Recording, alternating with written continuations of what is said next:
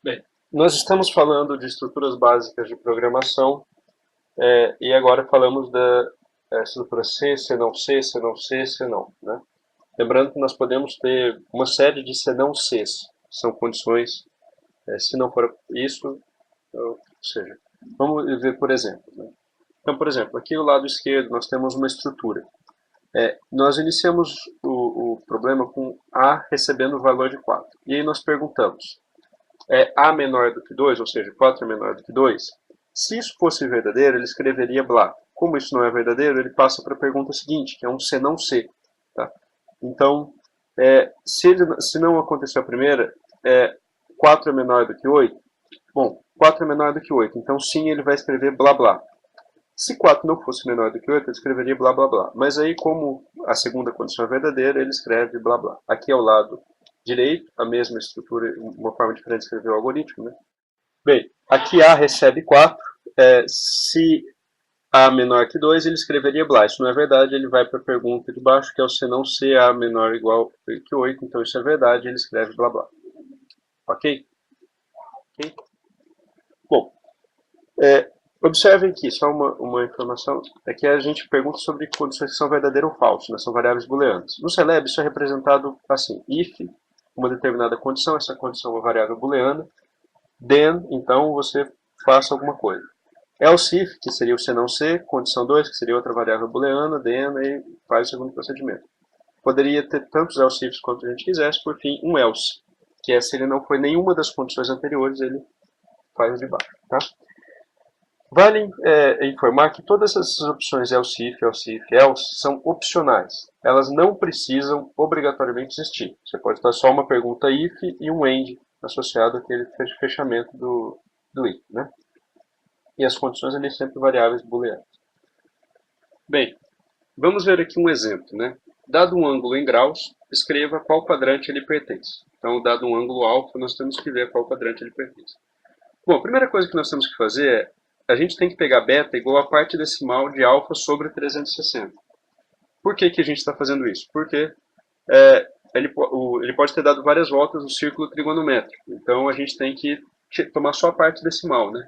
Para ver em que quadrante ele está. Então, o número inteiro não nos interessa. Bem? Então, esse beta se torna a parte decimal. Se a gente já poderia, se esse beta fosse positivo, diretamente perguntar se ele está num quarto do círculo, no metade do círculo, no 3/4 do círculo.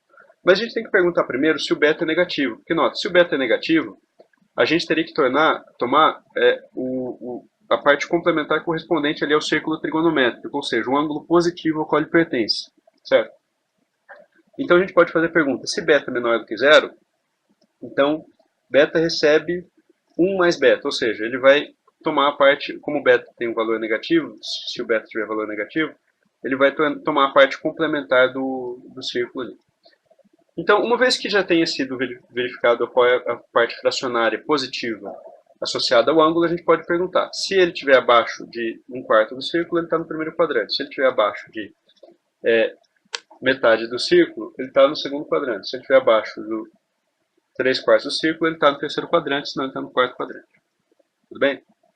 Então vamos para o Celeb e vamos ver como é que isso pode ser feito.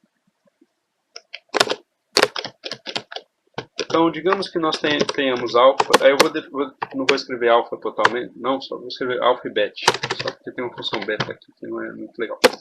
Por exemplo, digamos que seja 95, certo?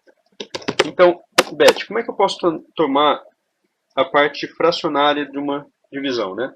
Eu posso pegar e tem uma função própria para isso, mas vamos usar uma mais intuitiva. Eu posso pegar e dividir isso por 360 e diminuir da parte inteira da divisão. Bem, então nota que eu estou pegando toda a divisão e estou diminuindo da parte inteira da divisão. Esse int aqui é uma função interna do Celeb que pega a parte inteira, né? Beleza, vamos perguntar se beta menor do que zero. Então, if bet menor do que zero, then bet igual é 1, seria 1 menos o valor absoluto de beta. Mas como beta é negativo, a gente pode fazer isso daqui, porque o beta é negativo, então ele vai diminuir isso aqui, vai ficar um fracionário. Okay? Então, agora a gente pergunta qual quadrante pertence.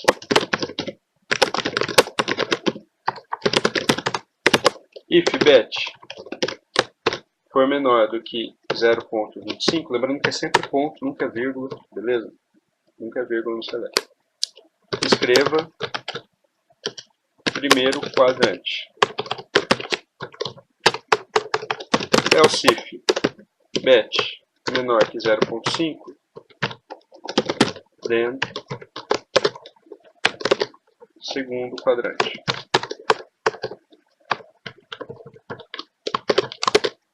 Else if menor que 75, terceiro quadrante.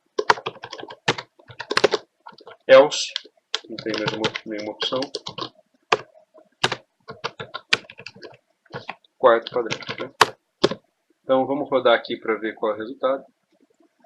Então ali ele está no segundo quadrante, tá? No segundo quadrante. Então vamos ver qual é o resultado do Scilab. Segundo quadrante, tá? Vamos jogar alguma coisa no terceiro quadrante. Terceiro quadrante. Vamos botar um negativo, alfa menos 185 graus, isso vai dar o segundo quadrante, na verdade, né? Segundo quadrante, então nós vemos que essa lógica aqui funciona. Bom, é importante falar nesse momento das lógicas E e OU, né? Então, a lógica E retorna verdadeiro se ambas as condições forem verdadeiras. Já a lógica OU retorna verdadeiro se pelo menos uma condição for verdadeira, né? Então, aqui, por exemplo, Q recebe 2 menor que 3 e 2 menor que 5. Note que 2 é menor que 3, isso é verdadeiro. E 2 é menor que 5, isso também é verdadeiro. Então, se as duas são verdadeiras, o valor de Q será verdadeiro. Ou seja, as duas têm que ser verdadeiras. Se você usar o E, as duas condições têm que ser verdadeiras. Por outro lado, se alguma das condições for falso, o retorno de toda a expressão é falso, né?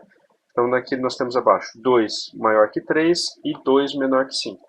Esse resultado é falso, pois uma delas, no caso 2 maior que 3, é falso. Isso é a mesma coisa que perguntar para você, você é flamenguista e botafoguense? Então, isso você pode até ser flamenguista ou pode ser botafoguense, mas você não pode ser as duas coisas simultaneamente. Então, o resultado disso tudo é um falso. Okay? Isso muda se a gente emprega a lógica OU. A lógica OU é uma das condições sendo verdadeira, o resultado todo é verdadeiro. Beleza? Então você é flamenguista ou botafoguense? Se você for flamenguista, beleza, você é flamenguista ou botafoguense, isso está certo. Ok? Então aqui nós temos um exemplo. Q recebe 2 maior que 3, a primeira é falso, ou 2 menor que 5, a segunda é verdadeira. Então o resultado disso tudo será uma variável verdadeira. Tudo bem? No Scilab, o E é representado por este símbolo. E o OU é representado por uma barra vertical. Tudo bem? Então vamos dar uma olhada no Scilab como é que nós fazemos isso, né? Okay. Então deixa eu ir até para o console diretamente para fazer essas expressões no console. Por exemplo, Q recebe 2 menor que 3 e 2 menor que 5. Isso é verdadeiro, certo? Porque as duas são verdadeiras. Se eu mudasse para 2 maior do que 5, observe que eu mudei aqui, a segunda fosse falsa, isso seria falso. Por outro lado, eu poderia perguntar a condição OU, que é uma barra simples. Eu poderia dar um espaço aqui para simplificar a minha visualização. E aí nós observaríamos que a primeira condição é verdadeira, a segunda condição é falsa, mas isso é uma condição OU. Então o retorno dessa variável como um todo é falso. Bom, exemplo. Dado um número, por exemplo, 1 vezes 10 a 24, com loops e pergunta C, indique qual é a sua ordem de grandeza. Então, eu gostaria que vocês pensassem nessa lógica de dado um número, por exemplo, 1 vezes 10 a 24, usando as estruturas de loop e pergunta C, indica qual é a ordem de grandeza desse número. Tá? A princípio, considere o número positivo, e aí nós podemos fazer essas consultas. Tudo bem? Então, deixo aí como exemplo para vocês. Adicionalmente a esse exemplo, vou deixar por fim esses exemplos aqui para vocês fazerem, utilizando as estruturas de loop e perguntas 6. Tudo bem? É isso, galera.